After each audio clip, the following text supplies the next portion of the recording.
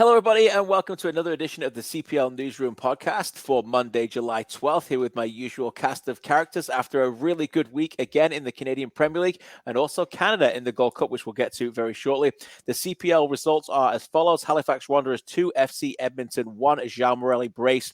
In the end was enough after Fraser Aird scored again outside the box. Pacific FC continued their outstanding week with a 3-0 victory over York United. Bustos again, we'll get to him with a brilliant brace. Valour 1, Forge 0. Austin Ricci again with another great strike in this game. And on Cavalry in the nightcap, lost by 2-0 to Atlético Ottawa, with Mista's men getting on the board with a crucial victory for the first time since the opening day of the weekend. Here again with my cast of characters, as I said. By the way, Antoine Coupland scored in this game, and if you missed it, the celebration afterwards was just absolutely a masterclass in how to celebrate. Forget, giving the love to the guy who just passed you the ball, just ran right past Viti Martinez. No credit all to his teammates on the side. He's only 17.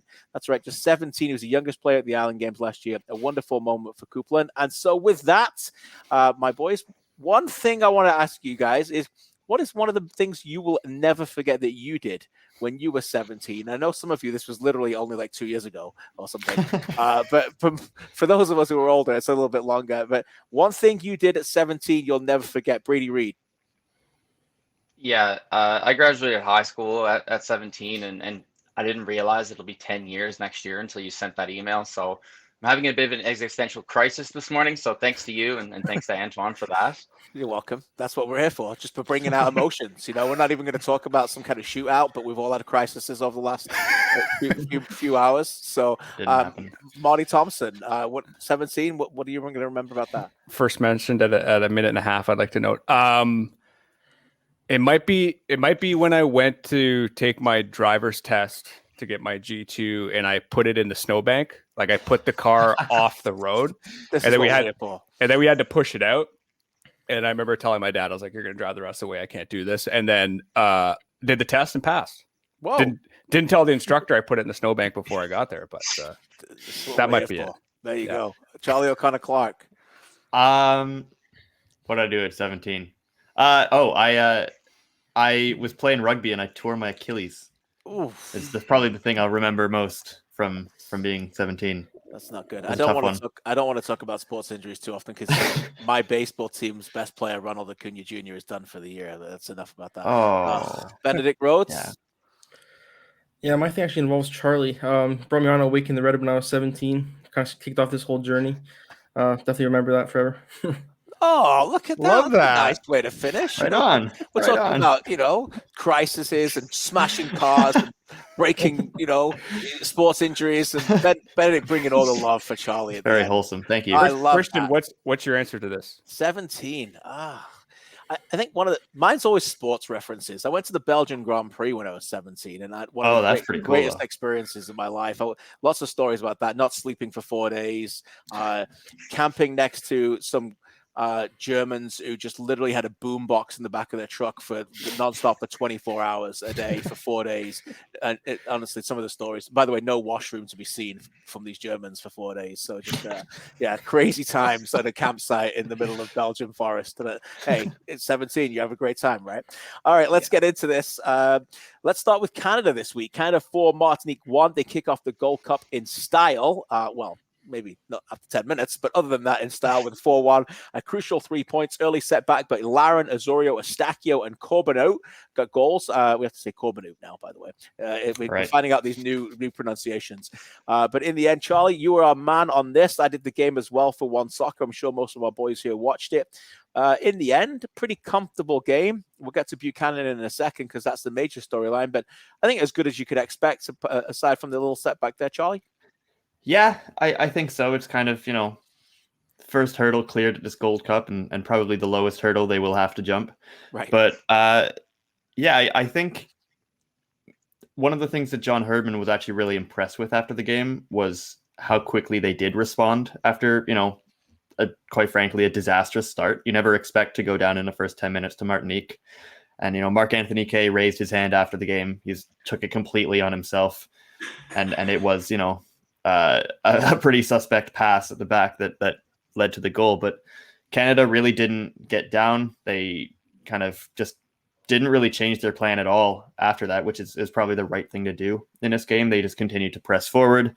They kind of get on the board with a set piece, which sometimes is the best way to maybe open the floodgates a little bit. And really, it was ultimately as comfortable as I think we would have expected. Yeah, I certainly think that. The big moment, if you missed it, came after 10 minutes where Kamal Miller defended a ball and actually tried to play the ball into central midfield. Mark Anthony Kane came back. We see it many times, but there was just a bit of a press on. Kane couldn't really turn on his right foot, and left foot was kind of covered. It was actually a decent press by Martinique, led to just a disaster, the ball going in and almost an own goal, and then Kane trying to clear it off the line. But it's interesting, though, guys, that John Herdman almost laughed about it. He didn't quite say he was glad it happened, but he almost virtually did, because this team is, they are looking for tests. Benedict, I'll come to you on this one. They are looking for tests, this Canada team. Ultimately, I was doing the research. They've had 8 competitive games in 2 years. Over the last 2 years, they played 13 games where they've combined, outshot, and outscored the team 72-4 in some of these games. So they've not had a lot of tests. This was a bit of a test early and a good one to come over, Benedict. Yeah, especially with the other tests still to come in this tournament. I think it was sort of good to almost have a bit of adversity. I think you guys spoke about that on One Soccer. It was kind of good to have a bit of a kick in the teeth, I guess, at the beginning and sort of prove that they are able to overcome those challenges and those tests. And you said you haven't seen Canada tested a whole lot over these past couple months, except for a couple scenarios. But that's definitely good to sort of get that first test out of the way, I think. Yeah, no doubt. Charlie, let me come back to you. John Herdman after the game, what was the overall impressions other than that? And obviously we'll segue here a little bit. Some praise for Tajon Buchanan, as many people are asking him about after the match. Yeah, he was actually really quite happy with that game. And I mean, sometimes, from our end, we might look at a game against Martinique and expect it to be, a fairly comfortable one. But obviously, Canada's missing some important players, and John Herdman was extremely pleased with the whole performance. He thought that everybody who came off the bench really got involved very quickly. I think I just want to give a quick shout out to Junior Hoylett, who hasn't necessarily been a starter in the first 11 of this team when everybody's there, but he came in to start yesterday, did a really, really good job, and I think he's now Canada's all-time assists leader, which is really good for him. But yeah, I think it was praise all around from John Herdman, who really was happy to see his team kind of tested and really pass that test. Yeah, and Buchanan was really, you named him your man of the match. You can read Charlie's analysis piece on CanPL.ca as we look into this game a little bit more in detail. Tajon Buchanan, if anyone missed it, played as a left wing back, which sounds defensive, but in the way that Canada set up, they basically play a back three. And in this game, it was Alistair Johnston on the right side, Stephen Vittoria at centre back, and Kamal Miller. Then they almost play a box of a midfield. And then that midfield base basically was, in this game, was Eustachio and Kay.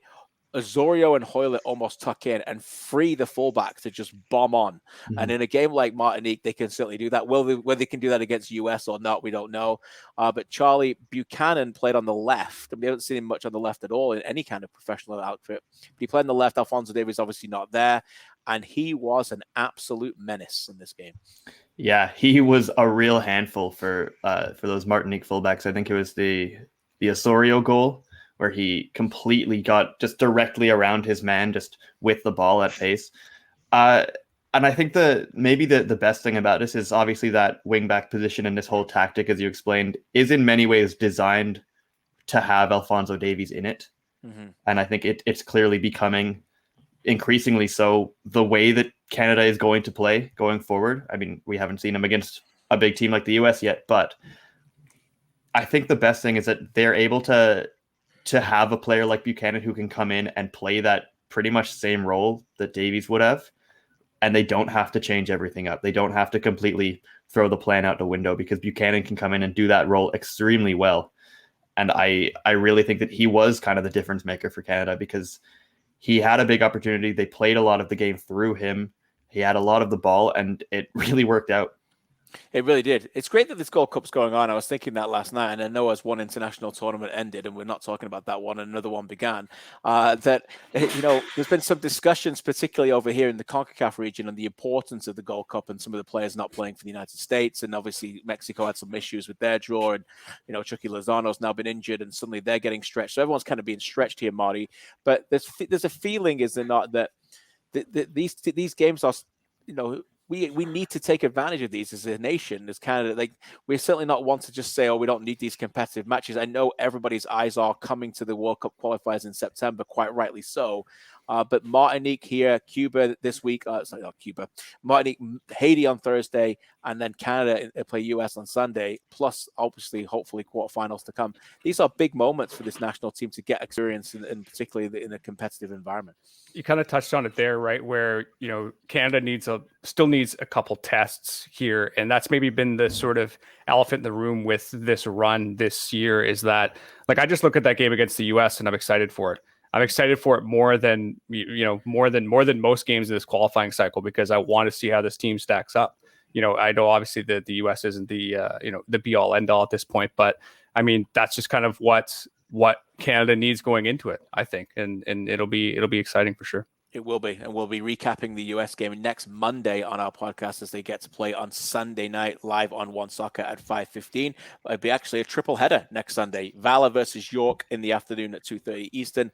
Canada-US 4:30 Eastern. Following that, the pregame show 5:15 kickoff on Sunday, the 18th, and then following that, match of the week. That's right, the come on match of the week in the Canadian Premier League, as Atlético Ottawa take on FC Edmonton. And Atlético Ottawa are suddenly looking very different right now after a match of the week win again. The come on match of the week next week, as well as last week here on Sunday. They defeat Cavalry 2-0 in the nightcap. Benedict, you are our correspondent on this one. And Ottawa came in desperate for a win, and boy, oh boy, they got it. Yeah, they did. I think by and large, Cavalry were the better team in the first half, and probably parts of the second half as well. But a couple of moments of magic from Ottawa, as you've seen them do a couple of times this season, as well as in their first game. Kind of were the difference, I guess, in the end, because Cavalry just couldn't find a clinical finish to give themselves the lead, and came close a couple of times. But Ottawa were the ones who did take advantage of their opportunity, and they were rewarded for that with a win.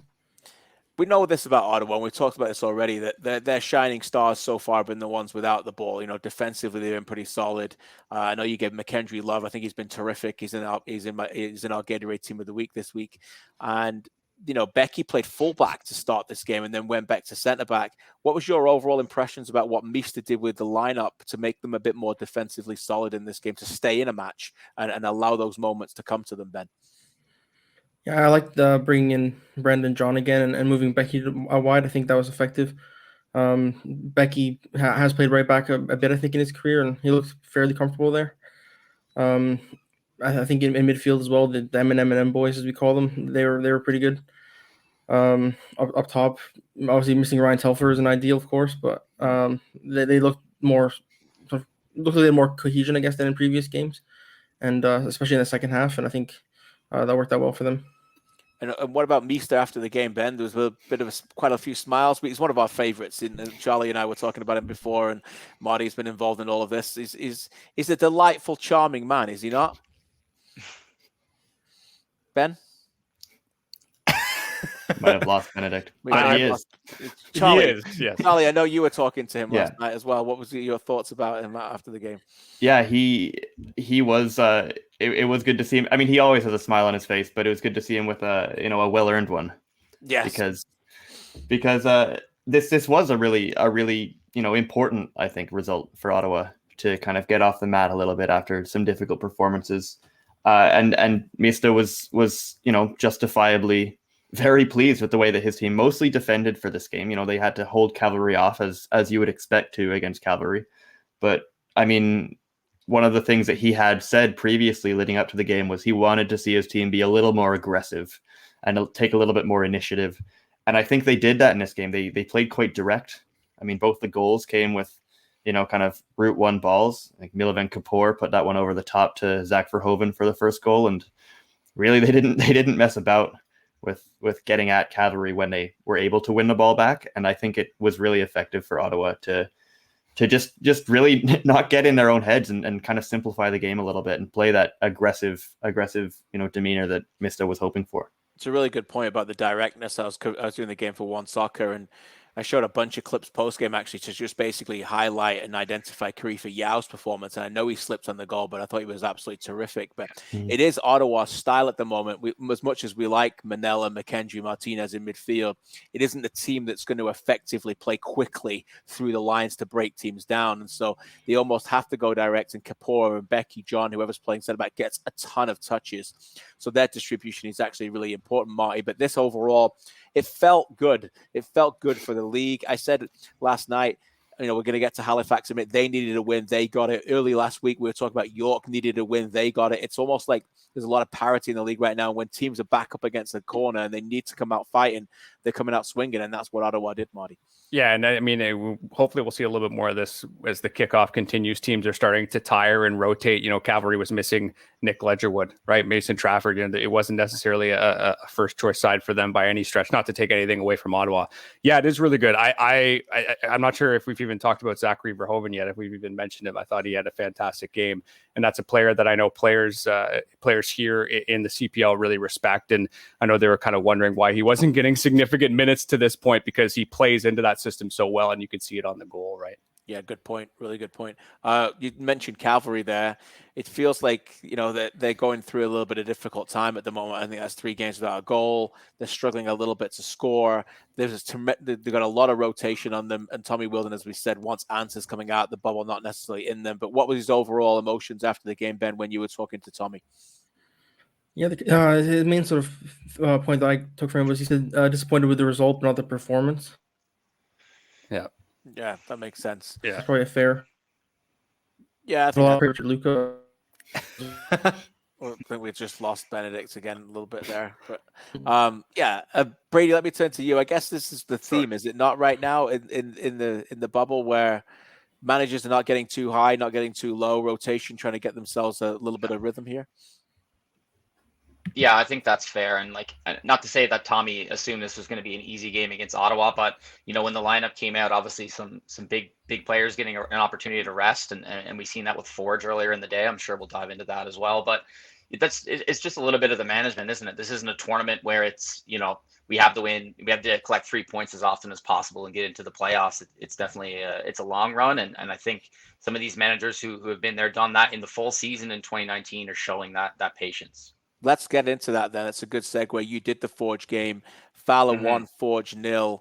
You alluded to it. Becca didn't start the game's first time. Tristan Henry was given a day off as well. So it is, it wasn't a throwaway game, far from it. And by the way, Forge have come off a terrific week and got beat by a worldie, which we'll get to in a second, from Ricci. But what was the thought from Bobby Smirniotis after the game in terms of what he thought about their defeat to Valour? Yeah, the first thing that Bobby said was, this was a low event game kind of at both ends, and the conditions obviously played a role in that. It was hot out there, and I think you could see that, the players were, it was slowing down significantly in that kind of hour mark, which has been a bit of a theme here as we drag on. But no, neither team created a ton. And Forge, they really relied on Awua, as they have in the early goings of the season. Awua, I think he led them in, I think it was touches, passes completed, attempted crosses, everything basically, until Kyle Becker came onto the field, and then they kind of had the second wind there. But no, this was a game won by a moment of individual brilliance, which that's the sort of thing that happens when the game gets a little bit cagey and there's not a lot of open space. And when you have a guy like Austin Ricci who can provide that, that's how you steal a game that you might not have necessarily had on another day. Yeah, what a goal. Go check out the highlights at CanPL.ca and Brady's recap as well. The finish was outstanding, top bins almost. Turned around, fired it right into the top corner. And as you mentioned, these are the moments we're getting. For a lot of these moments, individual brilliance of moments and fantastic goals inside the start of the season. That's been a theme. But what about Valour? Top of the league. They beat Forge twice now. The one game they haven't won is the game that they felt that they should have had something because they got a free kick denied from them. So how much did that inspire them into this game, Brady, in terms of coming off that loss to York when they felt they should have at least got a point with the goal that was disallowed from the free kick?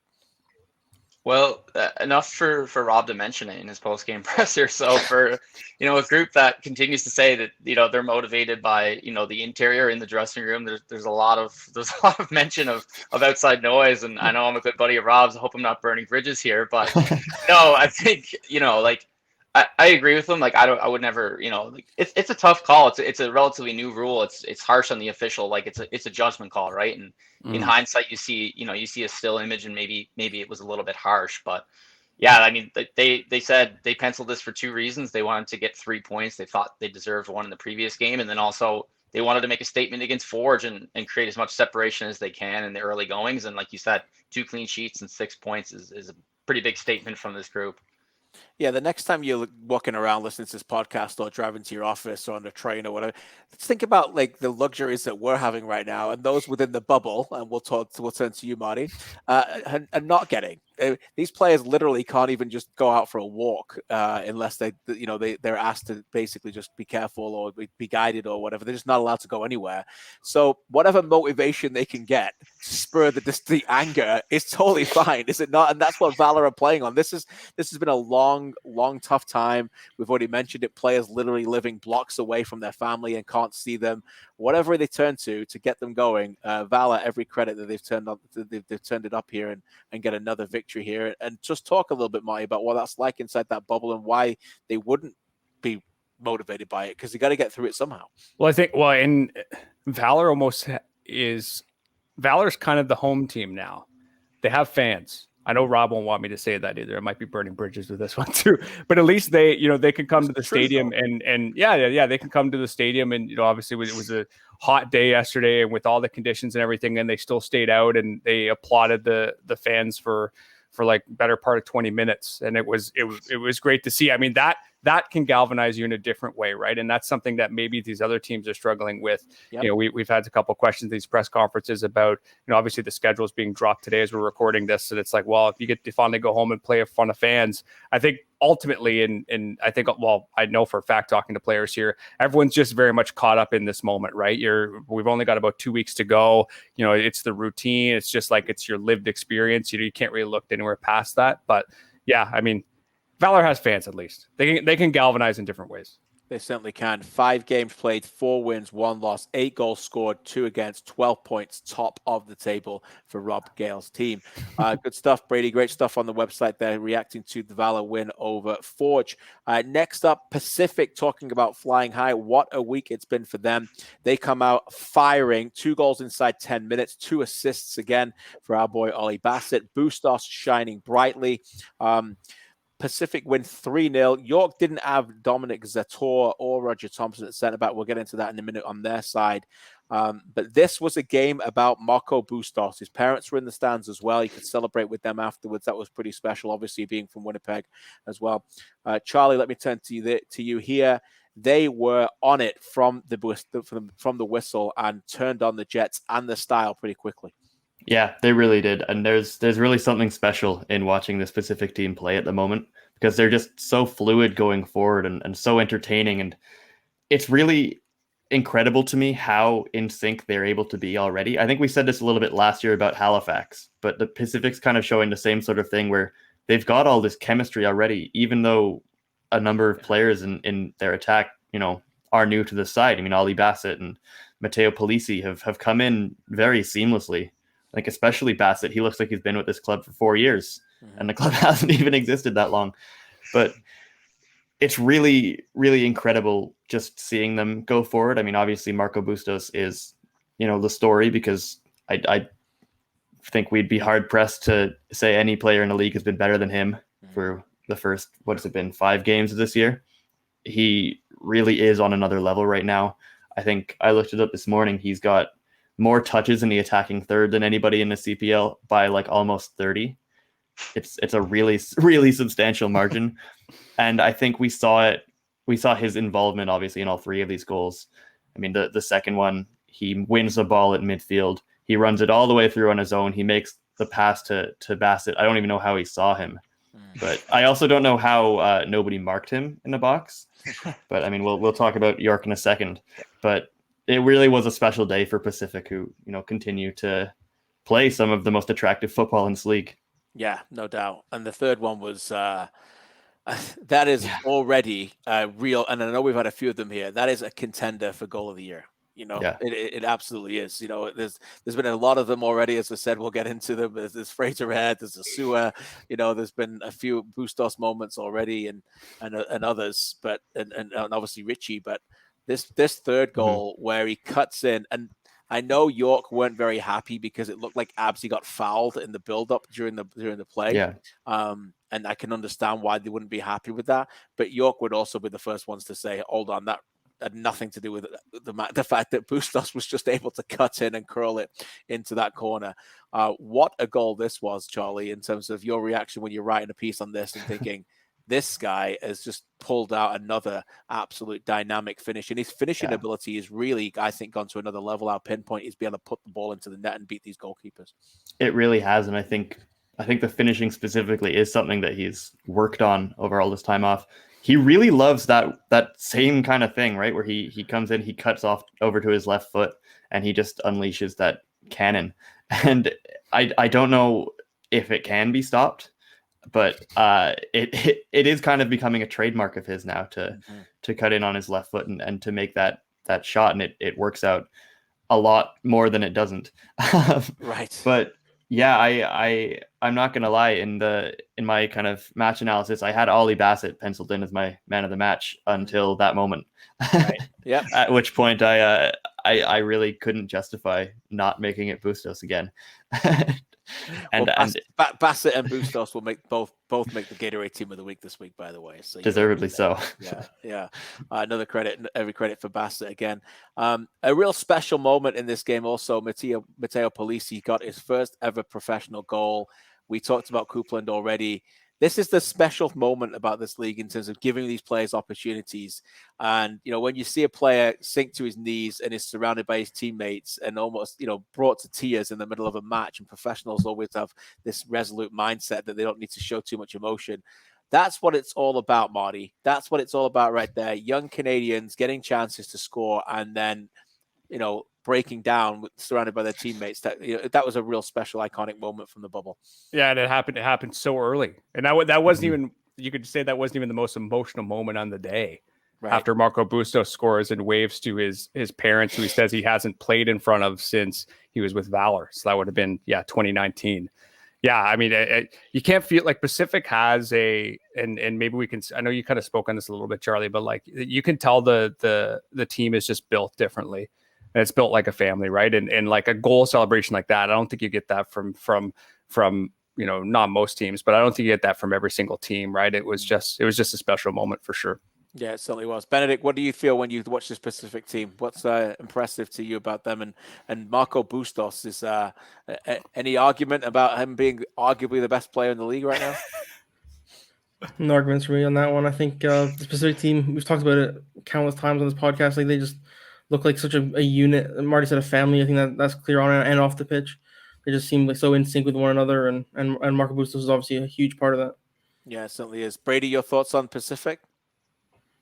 Yeah, I think, like after the game, you see Ollie Bassett tweeting about this Polisi goal and congratulating him and talking about how happy he is for him. I think, like Charlie said, this is a guy who's not Canadian. He's come here for, kind of a second chance in his career, if you will. And he's bought into this team so quickly. And I think obviously there's talent there, but to get that, that cohesion and that kind of brotherhood and chemistry is a massive part of what they're doing. And also, if I may, I'm really trying to plug this Manitoba Mo Salah thing for Marcos Bustos. I'm obsessed with these little nicknames that are arising from the Euro. So in light of the Midlands Maradona shouts for Ollie Bassett's boy Jack Grealish, I'm going with Manitoba Mo Salah for Marco Bustos. That's my shout. See, we had someone bring up Arian Robin and reference him as well on the ground here, which is, I mean, that's another good one.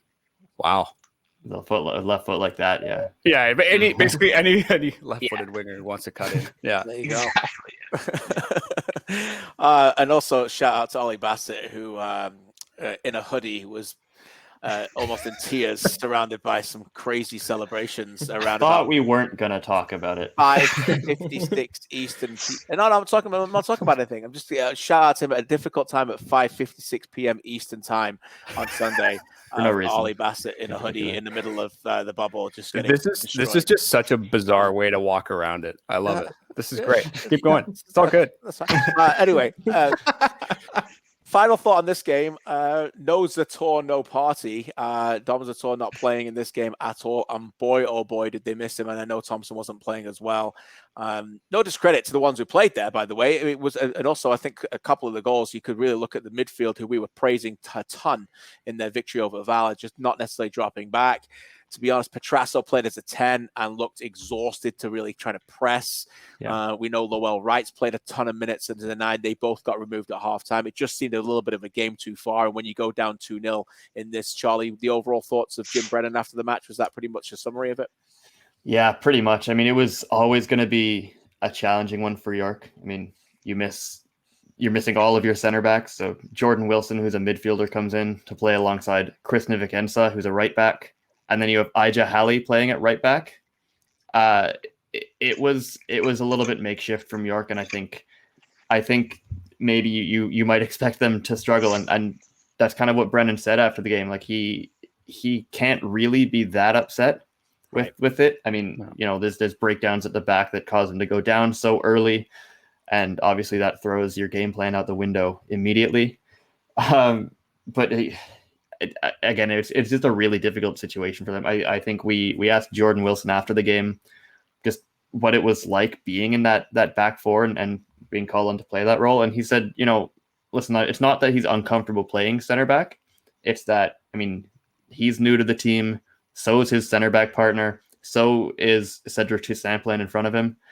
And it's just really hard to defend cohesively with everybody just kind of being asked to do a job that's not necessarily their most comfortable. So, I mean, it's obviously you can't take too many positives out of losing 3-0, but York didn't seem particularly, disgruntled. They kind of, they understand that it's a long season and this was always going to be, quite a big ask with just the way that the circumstances were. Yeah. And I suppose if you really break it down from their point of view, they got beat by just a special player, like they didn't have that player on their team. And other than that, away from the moments, there was a lot of moments where they were in the game, they were in the match. So look, you're never going to really, it's going to be really struggle to come back after being 2-0 down inside 9 minutes, but particularly with the amount of players that they had out. But every credit that they stayed in the game, and the positives will move forward for them. By the way, we'll get into those games a little bit later on. We'll preview some of those, but next up for York will be Cavalry on Wednesday night. Final game of the weekend was the opening match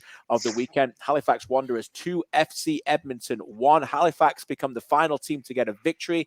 And quite frankly, we were talking a little bit about this last night on our post-game show on One Soccer with Andy Petrillo, Oliver Platt, and myself. I think it would have been pretty harsh based on the way they played in the bubble so far if Halifax hadn't have won a game by now, because even though some struggles have been there, they haven't been poor enough to not win one of their games. Brady, you were looking at this game as well. This is a game that they needed to win and did win and probably deserved to win as well. Yeah, I think they were full marks for this one. And like I know Ollie mentioned last night on One Soccer, like they didn't have a natural center back in the lineup and they found a way to make that work. And, Mazout Mert, who's filling in right now for Steven, mentioned this is a squad that was built on players who, have that ability to adapt and play multiple positions. But at the same time, he also said in the heat of the moment, it was more about we were going to do anything to get those 3 points. And I think you saw that a little bit. They sat on that 2-goal lead and found a way to get it done. But no, this was one of the things I highlighted ahead of this game was that if you look at the expected goals, you look at the advanced stats, they've been creating chances. They've been a little bit unlucky, but at the end of the day, once it's 4 or 5 matches, you've just got to find a way to get a ball in the back of the net. And Morelli did that twice, and that was the difference, really. Yeah, Morelli was outstanding in the game, and they've still struggled a little bit to get goals out of their 9. Garcia's had a really slow start, Marty, but we've had a week here where we've talked about Becker getting a brace. Bustos has delivered a brace here, and when they needed a talisman, Morelli stepped up, and we shouldn't be surprised about that, should we? No, we shouldn't. I mean, his island games were fantastic. He was maybe a bit behind Akeem Garcia in the spotlight there. Hasn't even played a game at Wanderers grounds, but obviously all the Wanderers fans love him. And then maybe just a quick highlight for Morey Doner. Just because I cut this clip last night, I'm going to play it right now. I know you guys can't see it, but his hero run from the back corner flag all the way to that cross to Stefan Karjovanovic at the back post, which was like objectively the best chance created all game that unfortunately Stefan missed. But Morey was tireless, and it was hot down there still. I know people, I know that the game on Sunday was objectively it was quite a bit hotter on the pitch, but it was still a rough going out there, and Morey ran like crazy for 90 minutes. I think he deserves all the credit. He does. Morey Doner gave Oliver Platt and I a little bit of a migraine on Sunday night putting together the team of the week, because Caden Chung played 2 games and was terrific at right back and just gets the nod over Morey Doner, who played 1 game. That's tough. But it was tough. I'm not going to lie. Chung was very, very good in both games this week. So, but Morey Doner, give him all the love because he didn't make the Gatorade team of the week, and he probably should have. But just blame me and Ollie. It's totally fine. But the Morelli and Morey show. Let's get that. Yeah. Why not? But yeah, every credit, Benedict. It was nice to see Halifax get a win here, because parity is reigning supreme a little bit in the bubble, and as we've all said here, they deserve this. Morelli gets the brace, and just a good overall team. I thought the midfield was terrific as well. Your thoughts so far, Benedict, on Halifax? Yeah, they definitely needed a win. I think they kind of came close a couple of times. They seem, as you mentioned, like too good to not have picked up a win yet. The midfield was good. Morey Doner was probably my man of the match. Yeah, I think so too. I agree. Got out again. But Brady, let me turn to you then about Edmonton. Mm-hmm. They are a team that stay in games, but are still lacking that one big punch as well at front. I think, is that fair? Yeah, no, I think that's fair. I mean, they've got 2 good center forwards in Warshawski and Ungaro, but neither of them have scored a goal in this run of games, right? So, again, I talked about the sample size with Halifax. You can be happy with the advanced stats all you want, but once you get to 4 or 5 games, it's not showing. So you've got to get some end product, right? And so, I know Alan Koch has been happy with Warshawski and Ungaro, but I wonder, how long until we see both of them start a game from the off. I know he mentioned they brought some players in to give him that opportunity, because he raised a fair point. If I start both those guys and one of them gets injured, then what do I do in the next game, right? And I think that makes sense. But now that they have that flexibility and that depth up front, I think they've got to roll the dice and go with both of these guys. Interesting. Well, I think Wojciechowski's been class. He just needs to score. Yep. He is an absolute handful. I don't think there's another player. There's not another player, I think, in this league who looks like that player in terms of his profile of the foot. There's just like, when you play against him, you're like, he's not like this guy. He's not like, it's just a very different kind of player. And Brady put his body around. He was involved in a ton of moments in this game again. Yeah, and I don't have the numbers to back this up, but that Halifax backline might have been one of the smallest backlines in either league history, maybe the sports history. Like, I think the tallest guy back there was probably Kareem Sow at like 5'10", and you mentioned Warshawski is just like a bull in a china shop up there. I think honestly, maybe the one thing that might have hurt them was that it was a little bit too route one. Like, they were looking for Warshawski every time they got into the final third, and Halifax adjusted a little bit to that. I think they could have used the pace of Asua and other guys out wide just to keep them honest out wide. And you have a guy like Corey Bent doing a job at left back, not a natural role for him. Right. Maybe try and expose that. But I think you can see Halifax thought, okay, they see that we don't have a natural center back. They're going to try to bully us in the middle. And Warshawski did set up the only goal, right? He bounced it back for Aird, and that worked for them. But again, I think there's got to be a little bit more deception and dynamism up front. Fraser Aird only scores goals outside the box. Yeah. Wow. Well, another great strike, Marty. This is we're seeing some great strikes outside the box here. I know you're working on some magical moments for us when you're there, and I'm sure you're clipping a bunch of these worldies. It's just, I mean, it's just funny, I guess. I mean, I really like that finish, and I think Fraser's has had a good season, like outside of even the goals. Like he's delivering corners. Like he's become like a kind of a bit of a talisman for this team at the back alongside Amir Didic. Yeah, I mean, basically anyone to run off at Tobias at this point is a good idea from any position. The center back should get up there and start running off them. Anyone, because it just seems to work out. There you go. All right, time for some rapid fire, and we segue with this because of Warshevsky. Who is your favorite number 9 who plays in the CPL so far this season? Not literally on his back, but who is your favorite striker? And mine is Warshevsky, and he's going to get a goal soon. It's going to happen. But I just love this guy. You look at him and you think, he's a bit of a big striker. He's not, he mustn't have good feet, but he's actually he's got soft feet when the ball comes into him. He holds the ball up really well. You can see that he galvanizes his players. He's a bit of a physical leader. He's vocal leader out there as well. So I'm going to go with Warshevsky. Be happy to add on to more love for him if you want for Tobias, or give us your favorite striker so far in the season, Benedict. I'm also going to go for Warshevsky for all the reasons you said. I think he seems due for a goal, and I think once he does score one, the floodgates are going to open, and he's going to be a real difference maker. Brady? I'm going to go with Austin Ricci. I've just loved his attitude after he scored. He's the least surprised guy in the field, and I love that about a number 9. There, it's so true. He's got the swagger right now, Charlie. I just do want to add quickly that Warshevsky should have a goal because he was robbed of one in the first game. But I'm also going to go with Austin Ricci, actually. And I think he's just been a really tremendous guy to watch this year. Marty Thompson, you get to break the tie or add another one. I'm going to break the tie. I'm going to say Austin Ricci. And also shouted, he gave our camera guy a kiss on the lens for his mom's birthday. So shout out to Mama Ricci. That goal was for you. Always nice. Like that. Just finding the camera. Austin Ricci just knows where it is, runs over and finds the camera. There you go.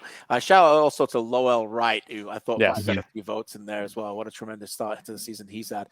Okay, let's give a shout out to a player who you think needs more love and attention in the CPL so far this season, whether you're not hearing enough love on our show, One Soccer, on our website. One player you think needs more love. Marty, let's go to you. Marco Bustos. No, I'm just kidding. Who's that guy? We haven't talked about it. Why not? Because I wanted to mention Malcolm Shaw last segment. I'm going to say Malcolm Shaw. Yeah, I think he's working hard. He's filling a role. I think we mentioned last week he's a bit isolated at times, but he's also started all these games. Like he's a bit of a talisman too. Good one, Charlie.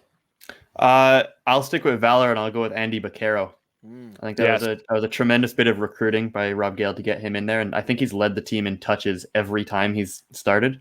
He's just been really, really phenomenal. Yeah, and he looks like a versatile player too, right? Can switch over to the left and everything. Pena was terrific in that game as well, by the way. Benedict.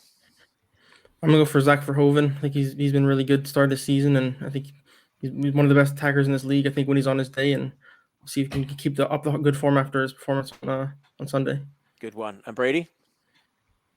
Yeah, I'm going to go with Jonathan Swa. I'm pretty sure we just talked about Valour getting a 4th clean sheet and didn't say his name, so it just doesn't feel right. So every credit to him. That's a good one. I'm going to go for the Forge player, and they get lots of love, but Kwame Awuah hasn't made my team of the week again, and I can't get him in because Pena was terrific, but he has been outstanding for Forge. And I just think that I'm watching this player and thinking he's going to go to another level this season. He's already coming out of this bubble as one of the best players in there. So Awuah, for me, we give a bit more love to. Okay, game you're looking forward to in midweek. The schedule is as follows. We kick off on Tuesday this week, which is nice. Halifax Wanderers take on Pacific at 8 o'clock Eastern on Tuesday, 7 o'clock local. On Wednesday, it is a doubleheader, York United against Cavalry, Forge versus FC Edmonton, and then on Thursday at the 5 o'clock Eastern hour, because obviously Canada follows this, Atlético Ottawa against Valour. Game you're looking forward to the most out of the 4, Benedict? I'm going to go for the last game, Ottawa and Valour. I think both teams are going to look to try and win a second game in a row, and should be an interesting match between Mista and Rob Gale. Marty? I know it's the late one on Wednesday, but Forge versus FC Edmonton. CPL historians will note that FC Edmonton has had Forge's number. I think they're dead even right now. They were dead even going into the Island Games as well. I would love to see if Edmonton could be the only team, I think, in league history to have a positive record against Forge. I like that. Charlie? That's a great shout, Marty. I'm going to go with York and Cavalry, though, also on Wednesday at 7. These are two teams that both need to respond after the weekend, and I think that always makes for a really entertaining match. Good one. Brady? Yeah, I'm gonna go with the Coastal Clash. I'm gonna go Halifax Pacific. Pacific's gonna bring the fireworks up front, and let's see if Halifax can roll the Morelli train on Tuesday.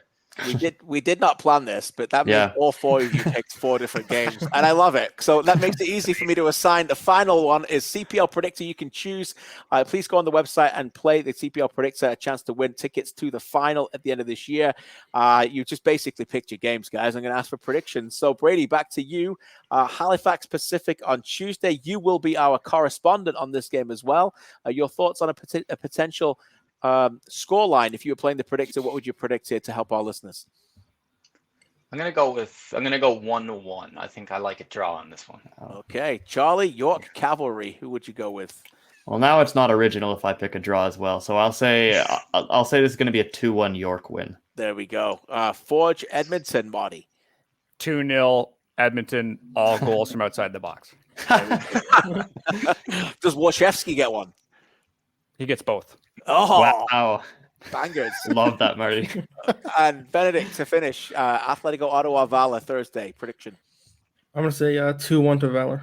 Okay, 2-1 to Valour. The steam train keeps going out there for Valour and Rob Gale. All right, this has been the CPL Newsroom podcast. I hope you've enjoyed it. Please listen to us as we give out these reviews pretty much twice a week at the moment. Please rate and review on your favorite podcast, and we receive any kind of feedback. Please let us know what you want, and we'll start answering your questions on future shows as well. For Marty, for Charlie, for Ben, and for Brady, I'm Kristian. Thanks for listening and watching, and we'll be back later this week.